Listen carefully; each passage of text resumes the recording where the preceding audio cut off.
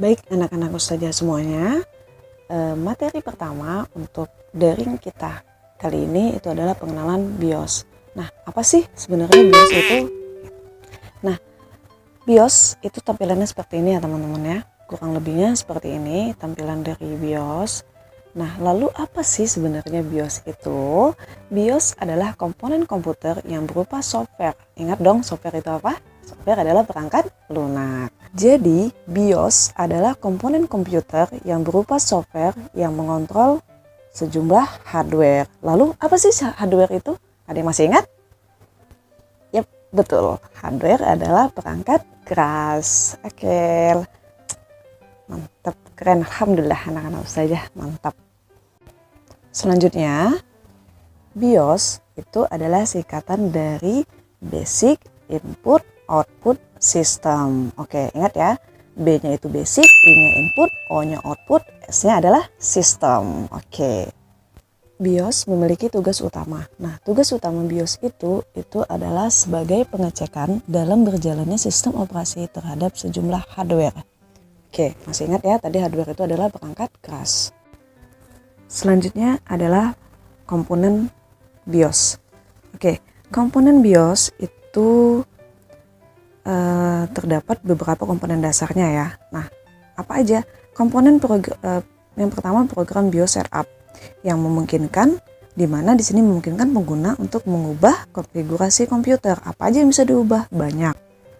Mulai dari tipe hard disknya, kemudian disk drive-nya, apalagi ya, manajemennya, kemudian manajemen ini manajemen daya listriknya ya, kemudian kinerja komputernya, dan banyak lagi yang lainnya. Ini disesuaikan sama keinginan si pengguna atau usernya. Yang kedua adalah driver. Nah, driver itu untuk perangkat-perangkat keras dasar seperti apa? Video adapter. Kemudian perangkat input. Tahu dong perangkat input itu apa? Contohnya kalau untuk di komputer itu keyboard, mouse, kemudian apa lagi? Itu ya kalau di komputer. Kemudian prosesor. Nah, prosesor itu apa? Prosesor itu ibaratnya otak pemproses, atau bisa juga disebut dengan pusat pengendali berbagai perangkat dalam komputer itu, sehingga komputer itu dapat bekerja satu dengan dan lainnya. Nah, contoh-contoh prosesor itu misalnya seperti Intel, kemudian AMD, apalagi Apple, atau ada juga Pentium, dan masih banyak lagi yang lainnya. Baik, kalau tadi komponen BIOS itu yang pertama ada program BIOS, yang kedua adanya driver, di mana driver itu adalah perangkat keras, misalnya seperti adapter, perangkat input, dan prosesor. Maka yang ketiga dalam komponen dalam komponen BIOS itu adalah program bootstrap atau bootstrapper. Nah, apalagi sih program bootstrapper itu? Program bootstrapper itu adalah memungkinkan komputer dapat melakukan proses booting ke dalam sistem operasi yang terpasang. Nah, itu ya, jadi sistem booting. Intinya program bootstrapper itu adalah proses booting. Itu aja. Baik, anak-anak ustazah, ini adalah beberapa contoh booting. Yang tadi di komponen BIOS yang ketiga itu kan apa tadi? Yang ketiga program bootstrapper atau bootstrap ya. Nah, contohnya itu adalah program booting pada saat kita membuka PowerPoint. Kadang ada kan yang membuka PowerPoint itu lambat misalkan. Nah, itu berarti bootingnya lambat gitu. Nah, saya contohkan lagi booting buka Microsoft Office Word. Kita ulangi. Oke, tuh prosesnya cepat ya, cuman tampilannya kecil aja tadi. Lanjut. Oke, kita coba lagi pada saat kita membuka Photoshop. Oke, kita klik open. Perhatikan ya anak-anak saja. Lihat dia masih booting. Oke, sudah selesai. Coba kita ulangin. Ini kita close. Anak-anak saja perhatikan lagi, lihat proses bootingnya. Oke. Klik kanan pada mouse-nya, kemudian kita open lagi. Lihat proses bootingnya. Oke, proses booting seperti ini itu untuk membuka Photoshop itu bisa dibilang cepat ya teman, ya anak-anak saja ya. Kenapa?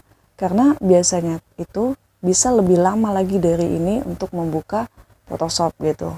Oke, sekarang saja mau coba contohin kalau kita membuat lembar kerja di Photoshop. Gimana proses pada saat pengerjaannya? Biasanya kan kalau kita membuka untuk desain itu kadang suka lambat gitu, suka loading gitu. Nah, sekarang kita coba cari satu gambar untuk kita drag and drop di Photoshop. Oke, kita dapat bintang. Kita coba hapus backgroundnya. Oke. Baik. Next, coba kita tarik ke kanvas kita. Oke, prosesnya cepat ya. Prosesnya cepat. Nah, ini adalah beberapa contoh booting di komputer. Oke, sampai di sini paham ya anak-anak saja ya apa itu booting. Nah, selanjutnya kita akan belajar gimana sih caranya ngecek jenis BIOS laptop kita. Nah, caranya itu seperti apa? Anak-anak saja bisa cek video ini. Perhatikan. Langkah pertama, kita akan klik start menunya. Kemudian pada kolom pencarian kita masukkan MS Info 32.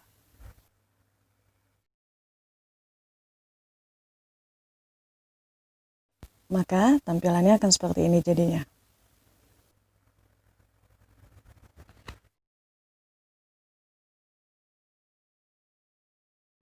Cara lainnya untuk melakukan pengecekan jenis BIOS ini adalah dengan menggunakan kombinasi start menu ditambah dengan huruf R. Jadi tekannya itu secara bersamaan ya.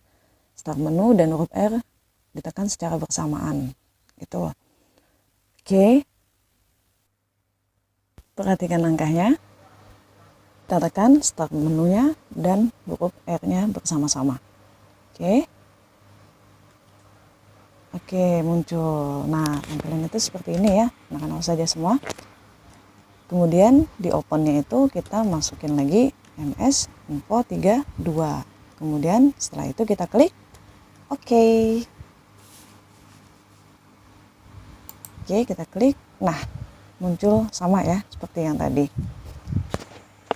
Tampilannya itu sama seperti yang tadi. Pada tampilan ini anak-anak saja bisa cek di bagian BIOS versi. Kemudian di sini juga ada terdapat tanggalnya ya, tanggal pembuatannya.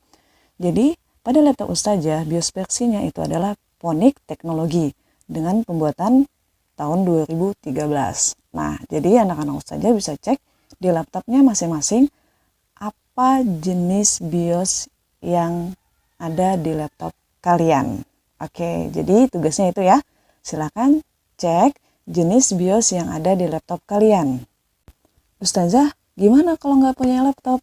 Oke, buat yang tidak punya laptop atau misalkan laptopnya lagi bermasalah saat ini, tugasnya adalah kalian cari jenis-jenis BIOS. Apa aja jenis-jenis BIOS itu kalian cari. Jenis BIOS itu semuanya ada 15. Kalian cari minimalnya adalah 8. Oke?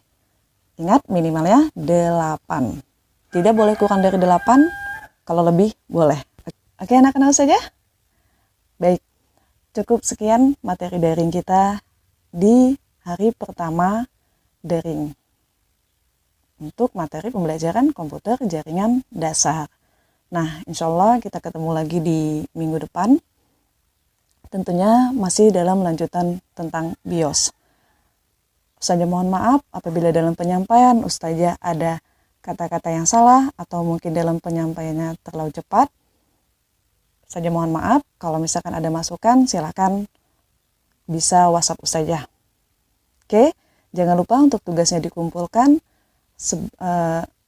sesuai dengan batas yang telah kita tentukan. Ustazah mohon maaf. Ustazah pamit. Kita akhiri dengan membaca doa kafaratul majlis. Subhanakallahumma wa bihamdika asyhadu an la ilaha illa anta subhanaka inni kuntum minaz zalimin. Assalamualaikum warahmatullahi wabarakatuh.